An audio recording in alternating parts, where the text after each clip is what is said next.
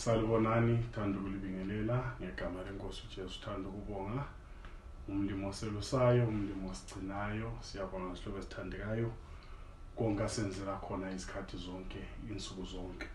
Okunye kungabonakala kungani kuncane kodwa kuqakathekile kuvela enkosini. iBhayibheli lithi zonke izipho ezinhle zivela kumlimo. So khonokho lakho ungatshayisa ukuthi nisebenze kakhulu, ubonga umlimo ngoba nguye osinika amandla ukubana sibe lenotho, nguye osinika ama-plans ukuthi sibe lalokho esilakho abesegcwalisa futhi umlimo asenzele kuhle. Singakhohlwa into zethu ezimbili, kuqakathekile ubana silungisise ubudlelwano bube buhle izikhathi zonke loNkulunkulu.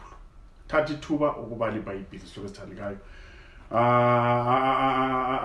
Akuvalelwa kumbe kakwaliwa kumbe kakuphikwa ukuthi kunenge esifisa ukukwenza emhlabeni, kunenge esikwenza emhlabeni.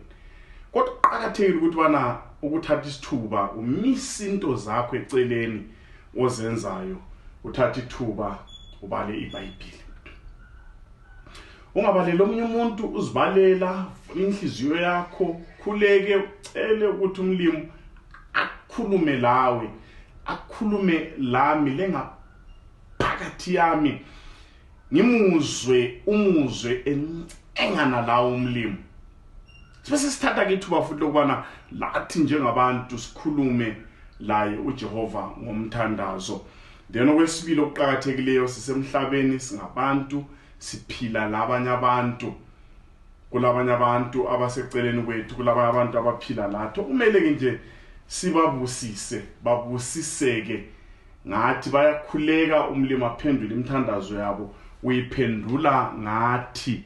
Asivumeni ukuba yithulu enhle esandleni sikamlimo, kasivumeni ukubana nxa siphambanisile sizehlise, sixolise abaxolisayo kithi, sibaxolele, igama lenkosi bese lidunyiswa. Umlimo asenzele kuhle, umlimo asiphathise, umlimo asigcine esandleni sakhe.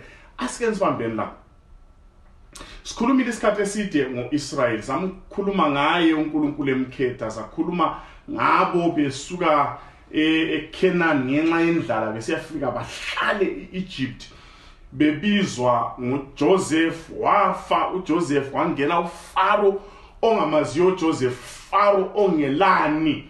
Lembali kaJoseph benzwa izigqili, bahlala isikhathi eside bethwele benzima, bathi umlimo wabavezela uthando lwakhe bephakathi kobunzima benjalo. Kwaze kwafika isikhathi sokuthi uNkulunkulu abakhulule esebenzisa uMoses.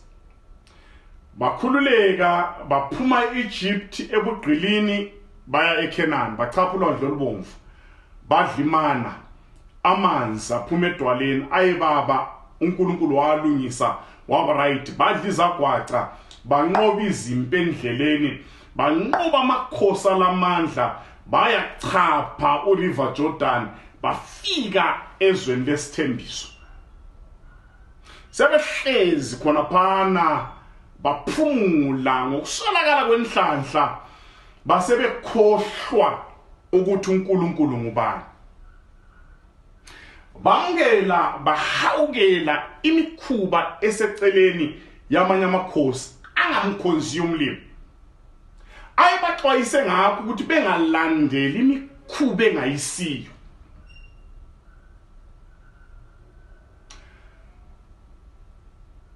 Ngabe njalo bephila udumo lamandla levangeli ngomlimo, kakumanga ngenxa ukuthi bona bakhohlwa uNkulunkulu wabo.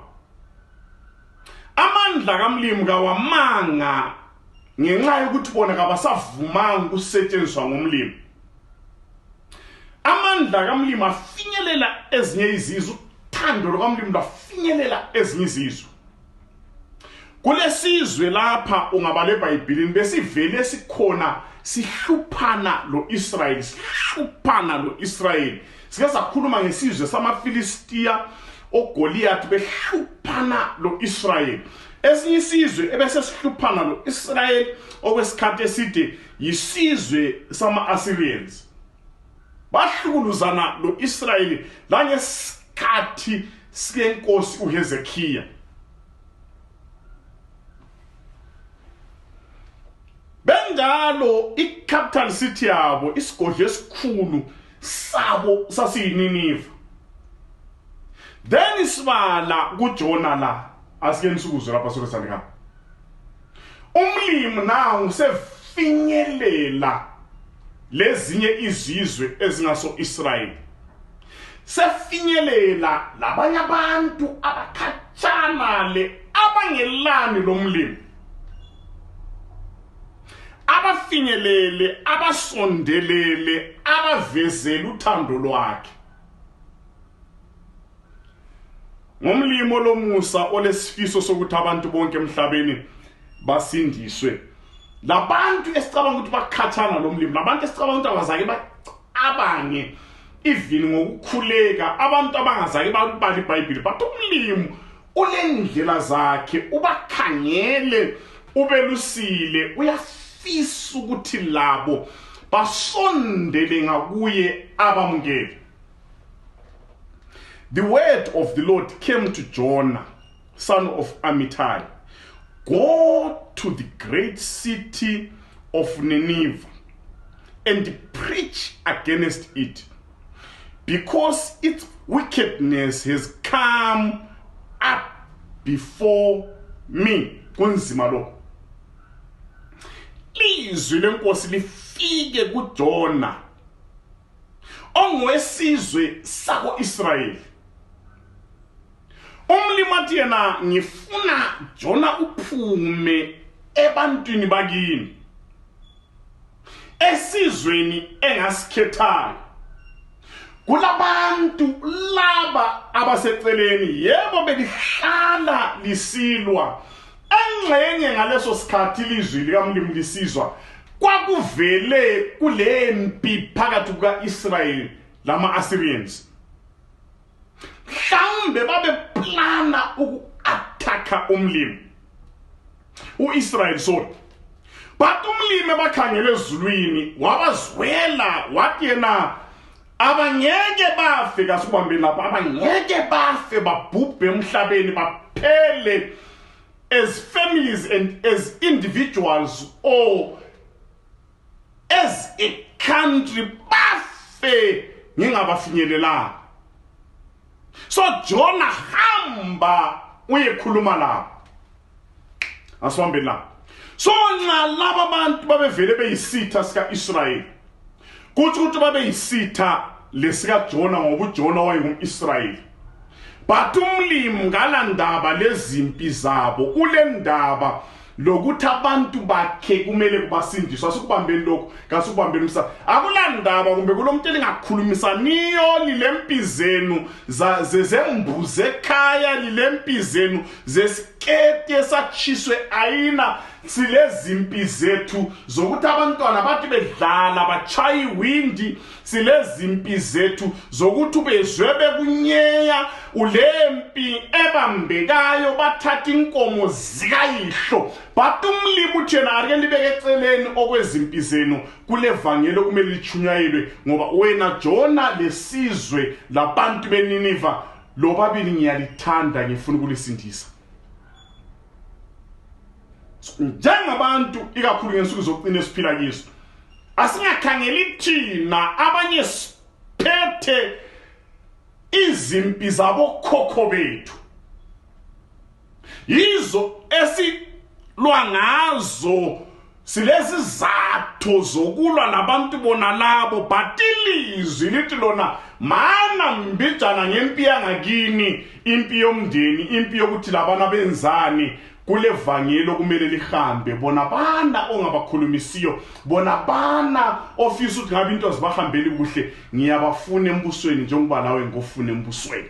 So Jona hamba, so mpofu hamba, mamoyo hamba, sibanda hamba, ngamunye asifinyelananeni, sichapheni lemingcele ebuhlobo lemihlobo, sichumayela ivangeli elosindiso,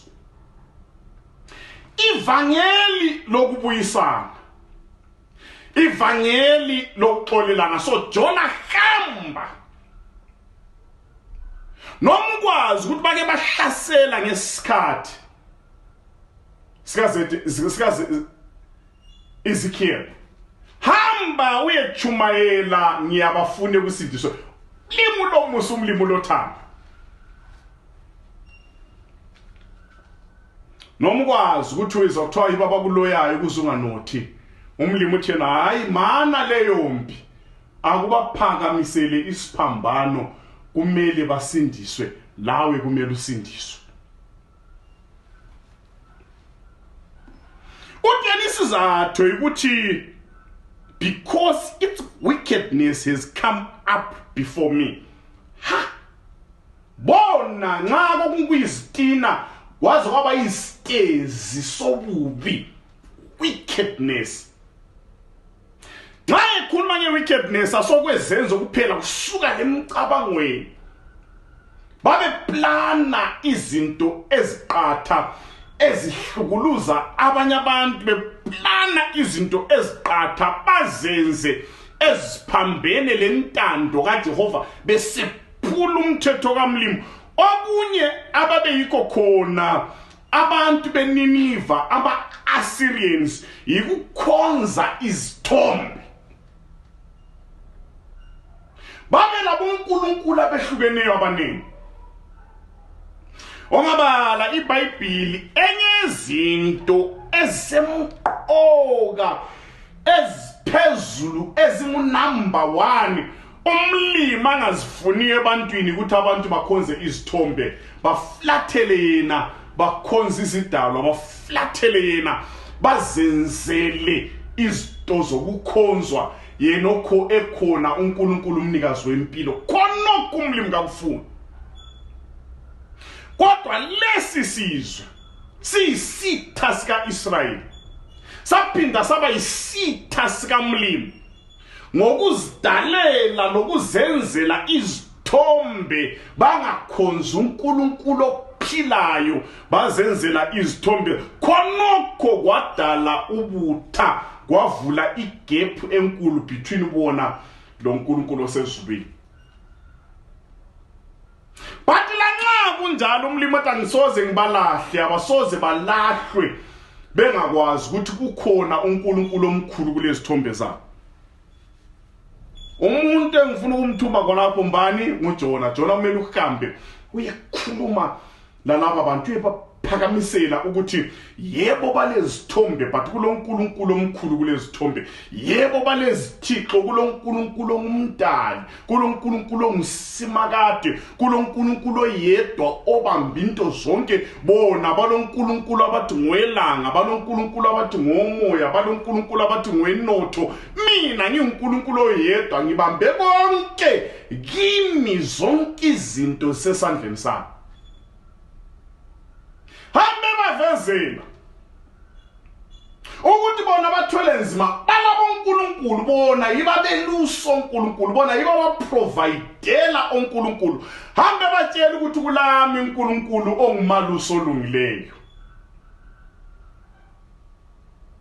Ngiyazazi izifiso zenhliziyo zabantu, ngiyazazi izifiso zen bengabuya bazongikhonza Jona ngizababusisa, but okumele aqalise lapha ukuthi wena kumele uhambe. Ngiyancenga, ngiyakhuthaza, ngiyacela ngithi mina kulabantu labana, kulabo makhelwane labana, kulabantwana labana, kulabo baba labana obaziyo lemsebenzini, kulabantu kule group liyana engani kayikhulumi kuhle ngawe, lawe kawukhulumi kuhle ngabo. Umlimi uthena namhlanje ngiyakuthuma hambe batshela ngesiphambano esisindisayo.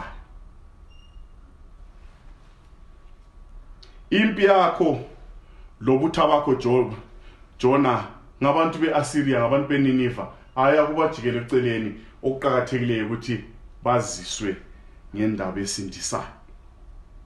Then umnyobhalayo lochasayo abakucungulayo ngaleli dorobo leNiniva uNkulunkulu esithi yena because its wickedness has come up before me. Uthi yena i-army yama-Assyrians yayilendlela yokuthotsha abantu, yayilendlela yokuthotsha ama-enemies abo. Babesithi bengalibamba nxa bengaliqumanga babebambe nxa bengalibamba liphila baliquma izandla baliquma inyawo baliquma indlebe balithotshe balizwisa ubuhlungu uthi yena babelendlela futhi eyokuthi bayenze bethotsha abantu uphila bakuhlinze skin their enemies alive.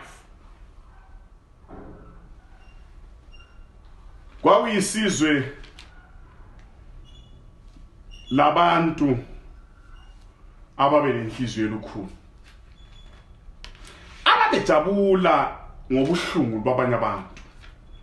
Nxa abantu bekhala abanye bona bezwe kumnandi isililo enyembezi endlebeni zabo esabanye abantu kube ingoma emnandi kibo. Umlimi athena Jona hamba ebantwini abanjalo, hamba edorobheni elinjalo, idorobho legazi, uye khuluma labo, uye batshela izenzo zabo zonezezimbi, ubafakazele ngelizwi langothando lwami. uJona wathi utheni? Asibambeni la. uJona wathi hayi mina ngiki.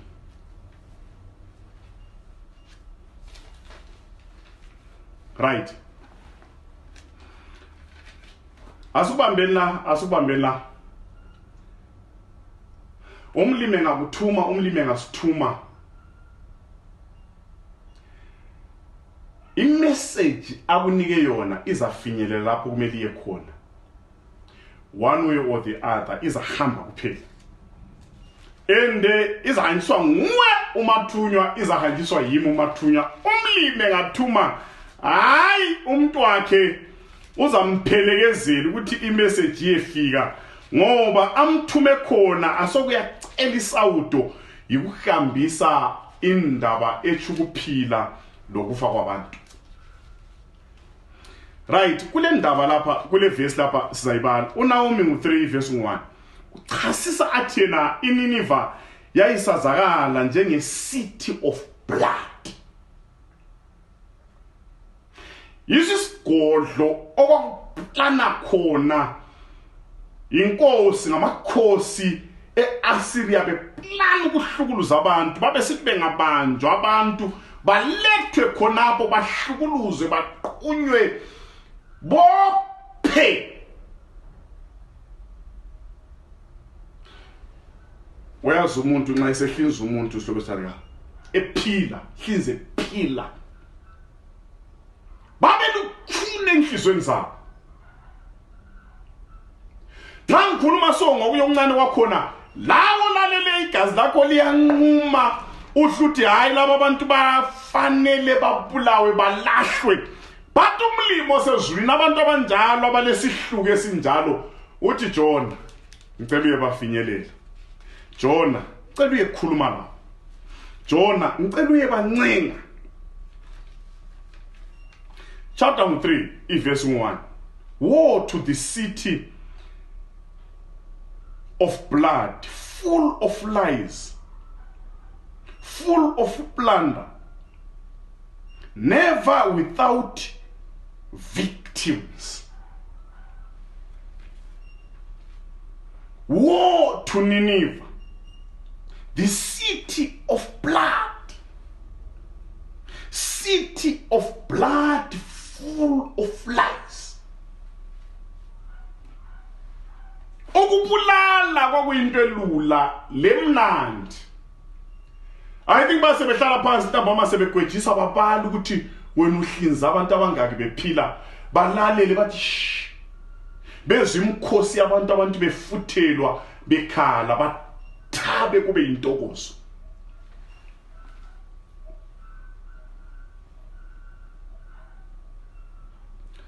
Umlimi asenzele kuhle, umlimi asiphathise, umlimi asigcine esandleni sakhe. Sinanzeleli kuphela kwesikhathi. Umlimi kakhalali umuntu, umlimi kalahli umuntu. Umlimi ufuna abantu bakhe babuye kusindisweni.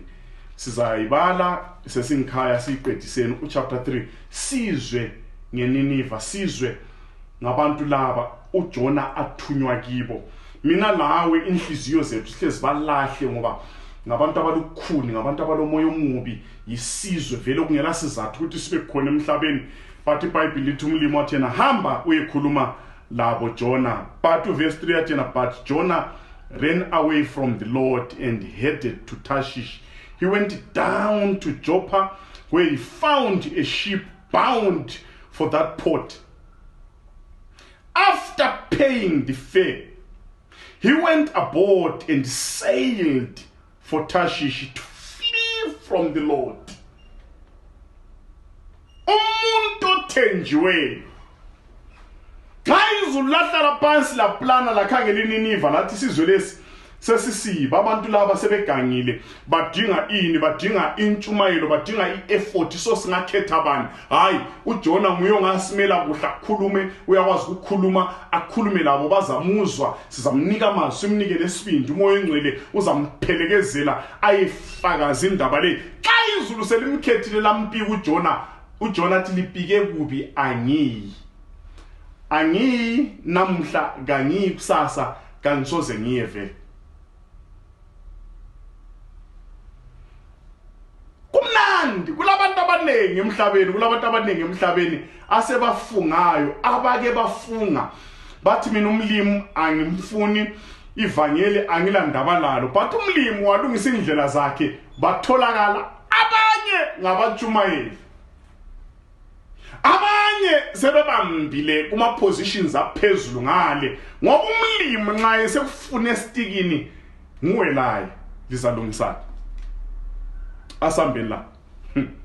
Then the Lord sent a great wind on the sea, and such a violent storm arose that the ship threatened to break up. Nxa sebalekile umlimi wayengakhoza umjovu ukuthi ungene egangeni kube le accident, wamyekela nangu yana uJona engena. Kwalapho uJona wayekwazi ukuthi umlimi ngacatsheleke ungangena emgodini ukhona, ubale kuye phezulu ukhona, ungene ngapha ukhona, eskepeni ukhona, eziphaleni uyangena, vele kangena umthole khona ngoba ugcwele indawo yonke. But ngenxa mhlawumbe yobutha esala ukuthunywa ngumlimi kuhlambisa indaba eziphilisayo, uyakukhohlwa khona ukuthi ngangena eskepeni ngiyehlala phansi le cargo lekucineni, umlimi uzathalaza angidinge angiswele. Engiswele umlimi, imishini yakhe izafeyila. Engiswele umlimi, abantu beNiniva kumele bafe.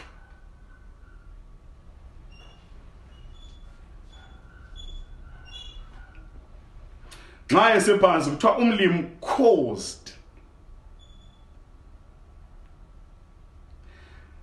a storm, violent storm, sent a great wind on the sea. Kulezinye izinto ukuthi ungabala lapha ezenzakala efamilini, ezenzakala emhlabeni. Kulokuye kuyizinto esikujayeleyo emhlabeni lapha ongangano into azokuhambeli kuhle, uyebuza kuyathiwa ngubani wangathini engcenye abakutshela kabakutsheli kuhle. Isivunguvungu esikhona empilweni, isivunguvungu esikhona emulini yangakini, isivunguvungu esikhona mhlawumbe echurch, isivunguvungu esikhona mhlawumbe emhlabeni senziwa ukuthi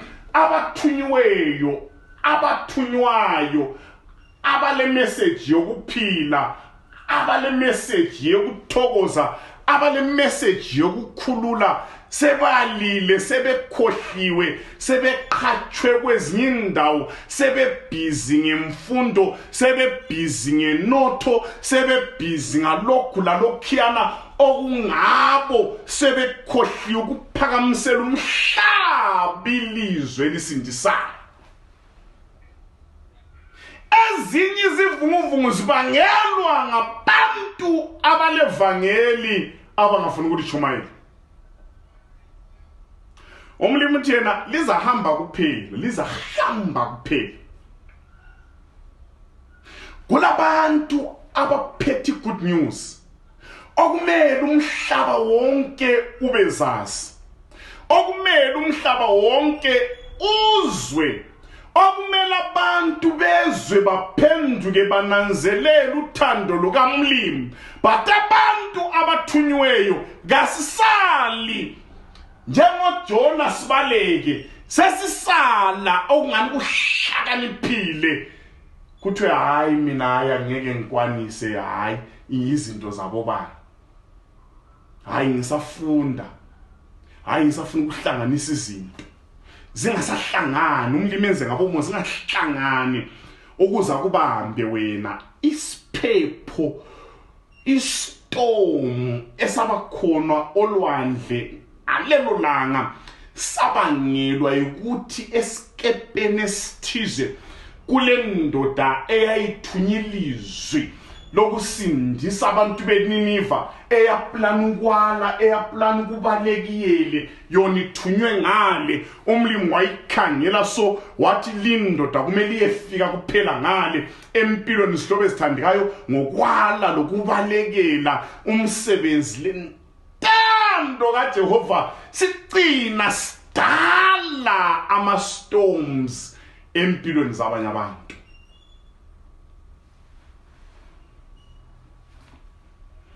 Kwesinye isikhathi ucabanga ukuthi uloyiwe, kawuloyanga.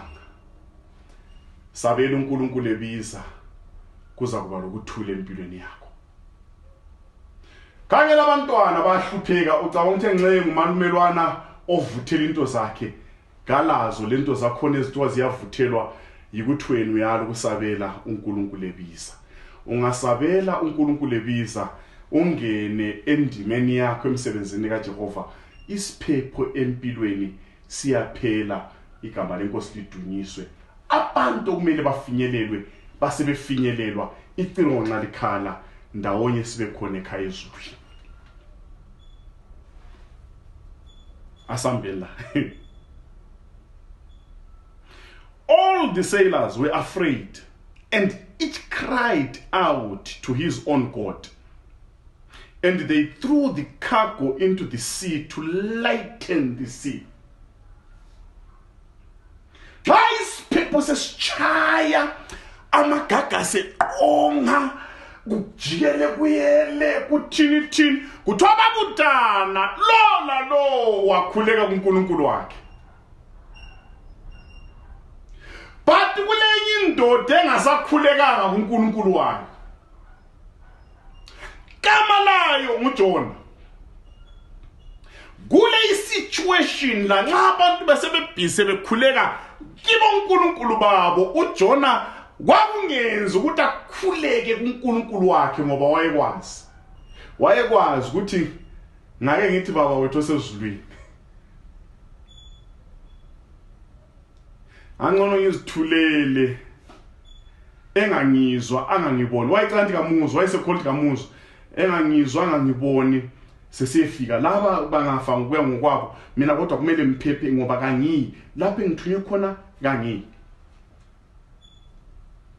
Khuleka abantu bakhuleka uNkulunkulu babo, babiza uNkulunkulu babo ngapho, babiza uNkulunkulu babo ngapho. Yena uJona okumele akhuleke ngoba ukhonza uNkulunkulu ophila, ukhonza uNkulunkulu omkhulu kulalabo.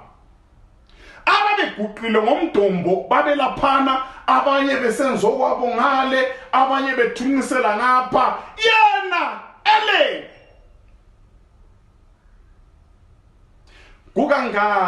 Kukangaki empilweni abantu okumele bakhulume bengakhulumi, abantu okumele bahlabele bengahlabeli, abantu okumele bachumayele indaba zentokozo zosindiso bengazikhulumi bethula, ngoba bayakwazi ukuthi bacatshele umlimo, njalo bayakwazi ukuthi umsebenzi wabo kumele bawenze lokho.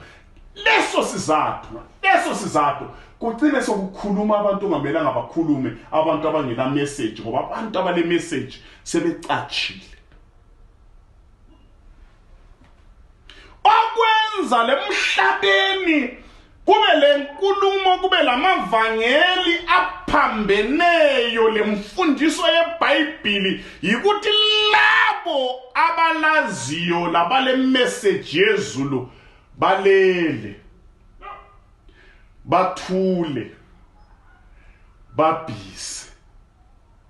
Yibo abenze emhlabeni kube lama storms angaka. Vuka phaphama asisabeleni intando kaJehova. Omunye owenza kube lestorm nguwe dadewethu. Ongakakhonzi, ongakamamukela uJesu njengenkosi lomsindisi. Ngoba lawo indima yakho isakumelele singasabela, singabuya kumlimo uzasinika imessage, singaba le message yezulu simemezele abantu beNiniva basindiswe, lawe usindiswe, igama lenkosi bese lidunyiswa. Asambeni asagcina lapha isizwe la.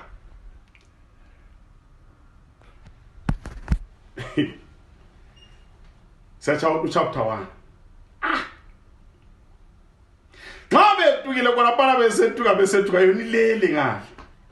Then the sailors said to each other, "Come, let us cast lots to find out who is responsible for this calamity." But is God. Sasebenzisa lesiskepe sahamba kulolu lwandle, saseyila kulolu lwandle. Kasake sibone isiphephe silolaka kangaka, asake sibone isiphephe sile power kangaka. Linto kayodwa. So asibuthaneni scast amalots, sibone olohlupho, sibone obangela lokhu, sibone owenza uhambo lwethu lume, sibone osewenze sasalahlekelwa zimota zethu, salahlekelwa ngama-containers ethu, phela lamabhele ethu besivele siwathengile, ama-customers siphathisa. Siyafika sidine eZimbabwe sesifika singela mabhele ngoba base bejike zonke izinto besenzela ukuthi isikepe sibe lula. Kathi kasisindwa isikepe i-container, asisindwa libhele, sisindwa ngumuntu oyedwa ole message ongafuna ukuyikhuluma, ole qiniso ogoqa izandla, othi yena mlimangile.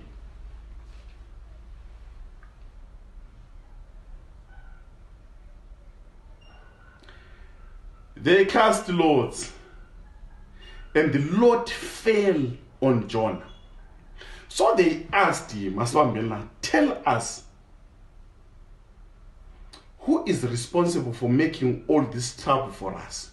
What kind of work do you do? Usebenza ngaka vele wena ngubani? Where do you come from? What is your country? From what people are you?" Akusitshele usebenza ngaphi, uzalwa kuliphilizwe, vele ungwaliphilizwe nationality. Vele ungasitshela sifungwazi lakini ekhaya. Vela ngaphi wena? Sebambambile. Asibambeni lapha yikho kule ndaba khona se. Verse 9, he answered, "I am a Hebrew, and I worship the Lord, the God of heaven, who made the sea and the dry land." This terrified them, and they asked, "What have you done?" They knew he was running away from the Lord because he had already told them. Madoda mina iproblem elapha ibona kunje, so yimi uhluphe ngilale ukuthi mina nkonzo uNkulunkulu wadala izulu omhlaba lolwandle lezihlahla konke izibonayo lenyamazana zonke nomoya wona lo ubonayo, amanzi adalwa nguye, yonke into yavela kuye esandleni sakhe, wakhuluma izinto zaba khona ngomnikazi wempilo. Ngingalizwa likhuleka etweni zenu zona lezi, akunalutho kolokhu kade likhuluma likhuleka kiko. Umnikazi wezinto lokumele atshelwe izinto ngulo engimkhonzayo, kodwa ngimkhonza kinjalo ngimbalekile kuthiwa basebekwazi ngoba wabatheki bahle baqhuqa ukuthi futhi siloke sazalwayo ngaba bebancane bengakabi labantwana bathi siloke sazalwayo abasebe labantwana batsho bathi siloke sazalayo asizake sikuzo kunje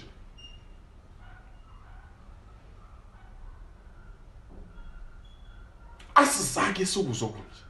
The sea was getting rougher and rougher.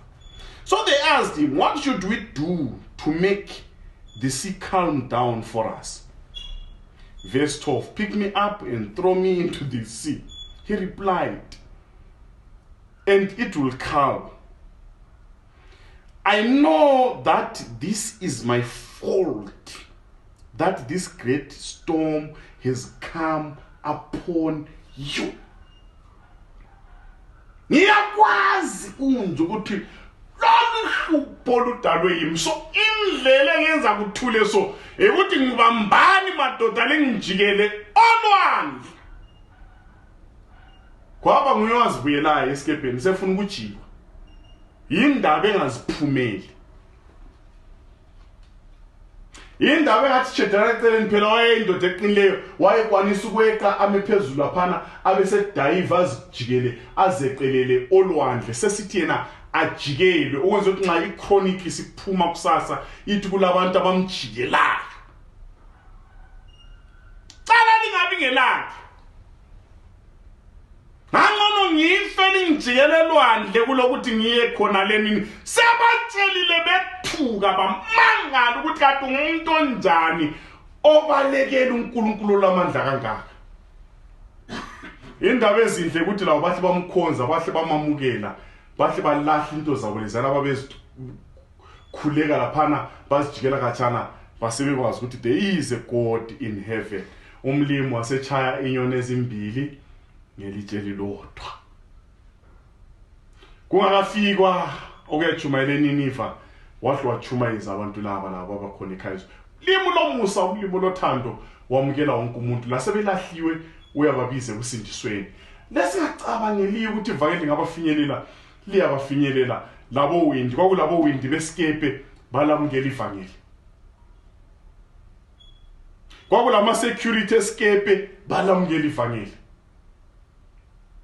kwakulabo driver besikepe balamukela ivangeli captain balamukela ivangeli ama passengers amanye kwakuzingagara zaleso sikhathi zalamukela ivangeli belokhambo lwabo bengela plana ukusindiswa but ngenxa yokubaleka kwaJona umlimi wathi hayi ngizadobha la khona ngapho Jona wadobha umlimi balahlekelwa into zonke bathola usindiso sebefika ngikhaya bengabuyanga namabhele babhadala imali zamabhele zabantu kodwa kulento abasebelayo ngaphakathi lo sindiso sebezindlalifa zombuso wezulu umlimi lomusa umlimi othembekile umlimi uyasithanda uza kuthola kuphela uyangithola kasithole noma singalahlekelwa yikho konke as long sithola isindiso kuqhakathekile khona ngoba inkalakatha ukuthi simele sisindiswe asambeni la Tobazama amadoda abazama ukuthi bake badonsa amaseyili isikepe esisondele duze lokhunji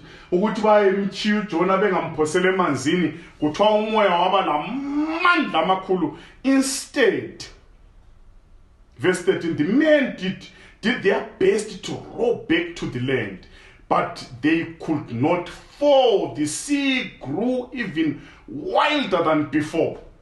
Then they cried out to the Lord, please God, mlimi nangu bro wakho sesimbambile lapho bebalekela abana sesimbambile lapha kanti kukhule kanjani uNkulunkulu wakho Jona abese hayi khulumani kokho kanti uyahlupha yini uNkulunkulu kanti ngimabala kanti lemtshela kokho kusenhlizweni zabo zenu what right sesimbambile bro wakho nangu la uthi yena simjikelelwane sicela usenzele ifavor mlimi do not let then they cried out to the Lord, please Lord, do not let us die for taking this man's life. Do not hold us accountable for killing an innocent man. For you, Lord, have done as you pleased. Verse 15 to 16. Base bemthatha uJona bamjikela elwandle. Ulwandle lwabe luthula. Zwi. Umlimi kasize, umlimi kasiphathise. Ngicela ukukhuluma labo bonke abantu, ngicela ukukhuluma lathi, ngicela ukukhuluma labachumayeli, ngicela ukukhuluma labafundisi. Umhlaba, ububi bomhlaba bukhulu, ububi bomhlaba bukhulu benziwa izikhathi zonke, insuku zonke, imizuzo yonke emhlabeni. Okuhluphayo ukuthi abathunyiweyo bayala ukusukuma, abathunyiweyo sebebhizi ngalokhiyana nalokhiyana, umhlaba ubhubha, abantu befele esonweni. Sokuthi sisukume sabele ubizo likamlimi, sisihambisa imessage yesiphambano abantu beze kusindiswe. Nxa kungasaba kanjalo, nxa ungasasukumanga ubophithayi umlimi lendlela yokuthi aye kufikisa lapho kumele uyefika khona, umlimi asize, umlimi asiphathise, kasiphakamele lapho khona.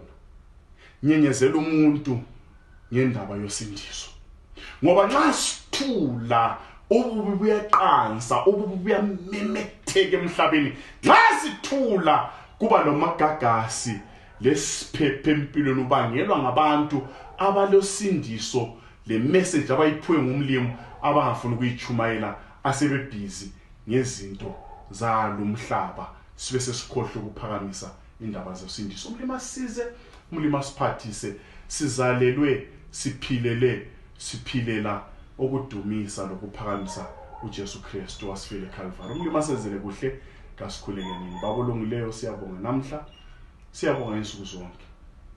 Sinika amandla okusukuma sitshela umhlaba ngendaba zosindiso. Ngenxa yegama lakho siyakhuleka. Amen.